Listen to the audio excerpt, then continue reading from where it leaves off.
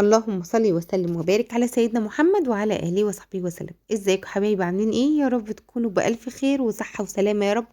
تعالوا النهارده بقى الفيديو اللي انتوا عايزينه واللي كتير سألني عليه وكتير ارجعي اعملي طريقتك بالدقيق العادي. ام كريم عايزين نشتغل بالدقيق العادي. تعالي هقول لك كل تفاصيل الدقيق العادي النهارده، واللي عايز يشتغل بيه يشتغل بيه. وهقول برضو نصيحة ليكي في اخر الفيديو.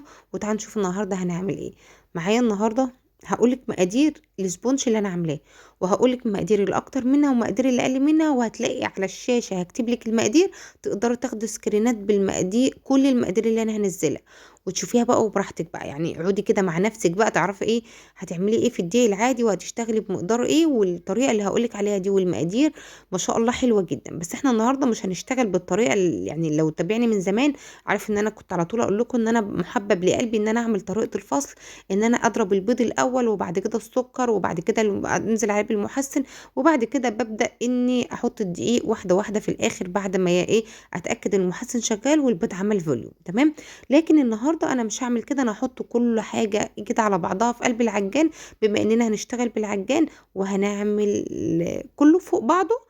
وبعد كده هنبدا نضرب بالعجان مره واحده اكننا بنستخدم اصلا دقيق سبونج. تعالوا اقول لكم النهارده المقادير، انتوا شايفينها اهي من الشاشه من شويه. فهقول لكم النهارده المقادير اللي انا عملت بيها السبونج ده. النهارده ده مقدير 5 بيضات، فهحط النهارده كوبايتين الا ربع من الدقيق، عليهم معلقتين من النشا. النهارده لو انت شغاله بكيك شيف هتحطي معلقه كامله من الكيك شيف تمام. لكن لو انت شغاله ببيكنج باودر، البيكنج باودر بيفرق يا بنات عن الكيك شيف. البيكنج باودر ما فيش فيه محسنات، هو بيكنج باودر بس. اما الكيك شيف بيبقى كيك شيف فيه محسنات وفيه باودر، يعني ده وده. فانا باخد كميه اكبر لما بكون بشتغل بالكيك شيف تمام، فاهميني؟ فالمهم كده انا خدت معلقه كامله من ايه الكيك شيف. لكن لو انا شغاله بالبيكنج باودر هاخد مثلا ايه معلقه 3/4 معلقه. فاهميني؟ 3/4 معلقه بس. افقش هنا ال5 بيضات بتوعي. ولو انت شغاله عايزه تشتغلي الدقيق عادي، لازم يكون نوع المحسن كويس جدا شغال شفاف مش ابيض. ولازم ما يكونش المحسن اللي في الاكياس، المحسن اللي في الاكياس سيء جدا، ما ينفعش تشتغلي بيه في في الدقيق العادي. عادي اقدر اشتغل بيه في الدقيق الاسبونج الجاهز، اما العادي لا، ما هينفعش. فده للامانه المحسن ده ما بيبقاش احسن حاجه، رغم ممكن يكون بونو نفس الشركه، بس مش بيبقى احسن حاجة، او بيبقى مثلا مش عارفة بقى مركون مدة كبيرة. المهم المحاسن اللي بتبقى في الشركات في العلب دي بتكون اقوى 1000 مرة من التاني. بس طبعا لو احنا شغالين بالدقيق الجاهز ما بيفرقش الكلام ده كله. لكن لو انت عايزة تشتغلي بالدقيق العادي لا تفرق. هاخد قد ايه محسن؟ على الكمية دي هاخد معلقة ونص من المحسن، معلقة ونص من المحسن الجل تمام. المحسن زي ما انتم شايفين شفاف، ما فيش فيه لون، ما فيش فيه اي حاجة، بحافظ عليه زي ما هو كده. اهم حاجه البلاستيكه الشفافه دي او الكيس الشفافه دي برفعها حته صغيره، واخد من جنب واحد مش من كل الجوانب، واسيبها متغطى عليها واقفل على طول، وادخلها الضلفه مكان مش بحتفظ بيها في اي حته، بحتفظ بيها في اي حته عشان الناس اللي هتسالني. معايا كمان نص كوبايه من الميه الساقعه تمام، حطيتها عليه. حطيت فانيليا ومعلقه كبيره من الخل، وهقلب الكلام ده كله اكني بستخدم عادي وذره ملح، اكني بستخدم عادي دقيق جاهز. احط كله على بعضه واقلب كده، وهنبدا نشتغل في العجان. طب انا يا ام كريم مش عندي عجان، عندي مضرب بيض عادي. اعمل ايه؟ هحط البيض واحط السكر واحط ال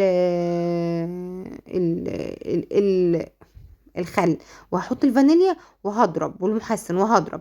اول ما يعمل فوليوم كده الدقيق بيكون عليه البيكنج باودر، بيكون عليه النشا، بيكون على ذرة الملح، وهقلبهم في حاجة تانية ويكون نخلهم كويس قوي، وانزل على الخليط معلقة بمعلقة. ده اللي احنا كنا متعودين عليه، وده اللي احنا كنا بنعمله قبل كده علشان كنا شغالين بمضرب بيض يدوي تمام. حتى برضو الايام دي يعني انت ما تخافيش قوي من السبونج انه ما يعلاش او ما يجمدش او المحسن بتاعك او الكلام ده كله، لان احنا في الشتاء الحقيقه الدنيا بتجمد والدنيا بتبقى تمام.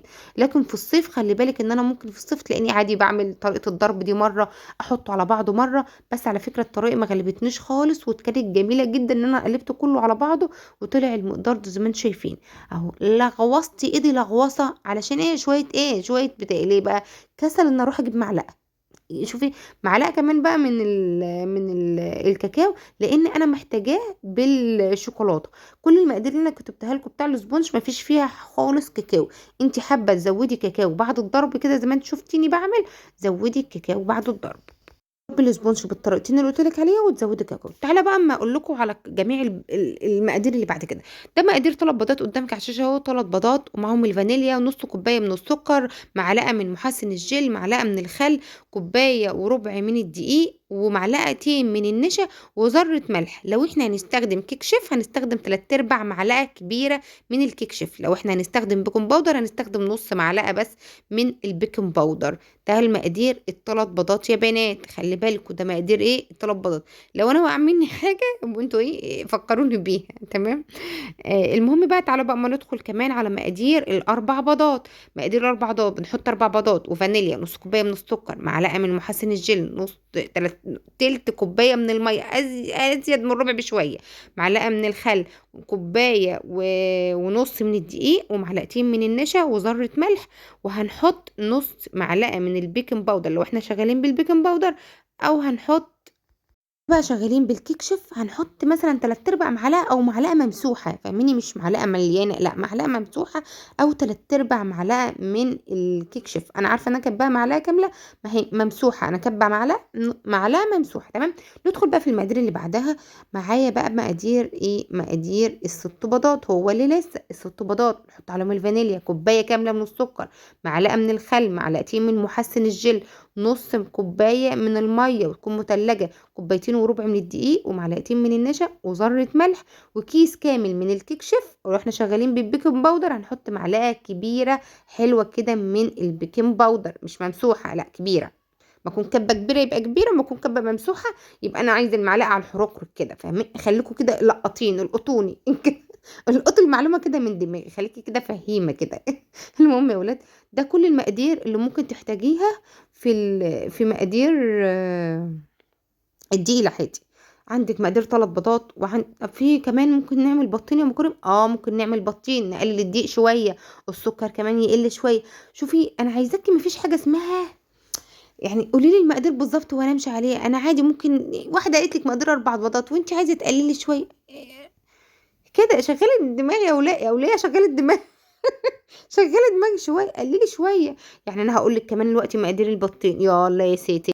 اللي عايز يعمل ايه، حله مقاس 18، بيضتين وفانيليا، وتلت كوبايه من السكر، معلقه مسحوقه من محسن الجيل، ومعلقه من الخل، ربع كوبايه من الميه، وكوبايه من الدقيق، ومعلقه واحده من النشا، ونص معلقه من البيكنج باودر ممسوحه، وذره ملح، او 3/4 معلقه من الكيك شيف برضو ممسوحه. ما نزودش هنا بقى، نخليها ممسوحه كده كده يعني، بالظبط بالظبط.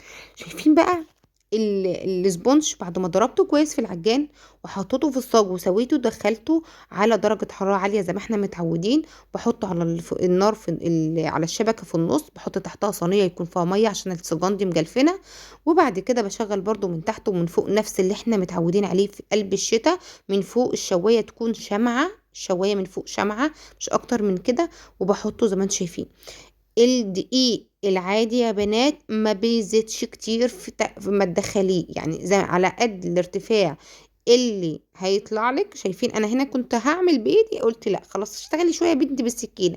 اللي بيطلع بايدي بطلعه، واللي بيطلع بالسكينه بعمله. يعني انا بعمل الصاج كده زي ما انتم شايفين، وش الصاج زي ما انتم شايفين كده، اللي كده كده واللي كده كده. بس انا في الشتاء بفضل استخدم السكينه عشان ما تاخدش ايه كميه كبيره من وش الصاج، تمام. المهم يا ولاد، بحطه كده على النار زي ما بقول لكم، في الفرن زي ما بقول لكم كده، وتحته صينيه فيها ميه، وبشغل على الفرن 10 دقايق. الاسبونش البيتي ما بياخدش سوا كتير، والاسبونش البيتي ما بيعلاش في الفرن نهائي. يعني انت زي ما بقى هتدخلي الصاج هيطلع هيعلى شويه صغيرين، بس مش هيعلى علو الاسبونش الجاز. الاسبونش الجاز بيعلى جدا في الصاج. يعني ال5 بيضات في الاسبونش الجاهز هيديني ديسك حرفيا، انا بطلعه اكتر من كده بال5 بيضات بجد. مفيش فيها اي توفير زي ما هتجيبي سكر دقيق الوقت بقد ايه. وكمان عايزه اقول لكم حته على حكايه الدقيق، ما تشتغليش بدقيق سايب. عايزه تشتغلي بيتي وربنا ما يخسركيش في الخامات ولا فيش اي حاجه تحصل لك خساير، ما تشتغليش بدقيق يا جماعه سايب، مش شكار نهائي. هاتي دقيق على الاقل كده، مش هقول لك هاتي دقيق كيك بقى ودقيق غالي، لا، هاتي دقيق ابو 20 جنيه المعلب اي نوع، يعني بالميت كده. لكن تقولي لي اشتغل، طب ما هو الدقيق اللي في الشكار ب 20 جنيه ام كريم، لا.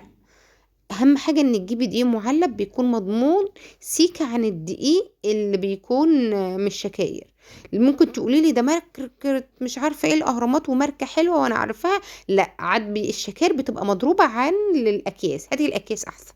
تمام. ويا ريت يكون حاجه كمان يعني معروفه، الكوثر مش عارفه حاجه كده معروفه. بس شايفين السبونج طالع عامل ازاي؟ السبونج طالع روعه، طعمه حلو جدا بجد، طعمه مميز، ايوه مميز، وطعمه حلو جدا وخفيف قوي قوي قوي قوي.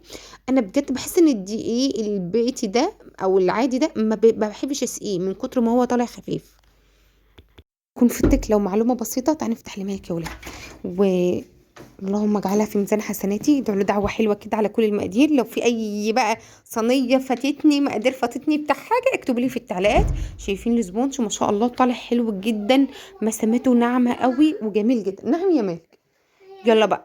لا مش هنعمل الوقت، قول لهم نشوفكم الفيديو الجاي، مع السلامه. شفت ده سلام سلامة. لا نشوفكم.